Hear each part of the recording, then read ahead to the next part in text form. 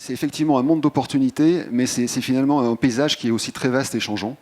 Et on a bien senti dans les réponses qu'il y avait beaucoup d'acteurs, enfin beaucoup de répondants qui nous disaient mais waouh, il y a tellement d'acteurs, il y a tellement de technologies possibles, c'est vraiment difficile de choisir, d'identifier les poches de création de valeur. Donc on a un vrai besoin d'y voir clair.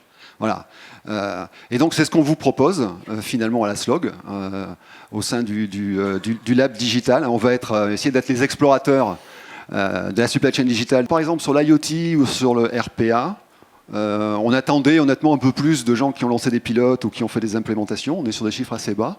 Et puis surtout, ce qui est intéressant, c'est qu'on voit à peu près un pourcentage de répondants non négligeable qui disent finalement, c'est pas pertinent pour notre activité.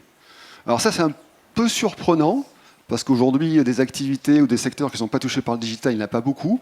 Donc c'est peut-être parce qu'aussi, il y a des secteurs, il y a des circonstances où on a besoin de maturité, on a besoin de comprendre, d'apprendre. Dans les questions, il y avait 2 points qui portaient sur les données, c'est quand même les fondamentaux, on en a beaucoup parlé.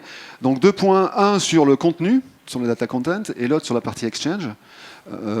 Clairement, aujourd'hui, personne n'est satisfait de la situation dans laquelle il est, parmi les répondants.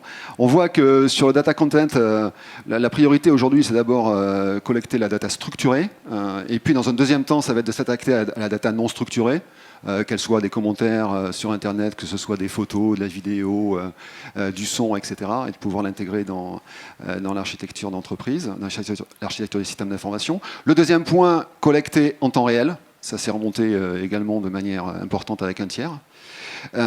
Et sur la partie échange, alors là c'est intéressant parce qu'on est quand même dans plus de la moitié des cas où on a des pilotes ou de l'implémentation sur de l'intégration end-to-end, alors soit amont, fournisseur, soit aval, distributeur ou client, avec bien entendu un vecteur digital qui monte en puissance, qui est l'API, pour les échanges avec les partenaires.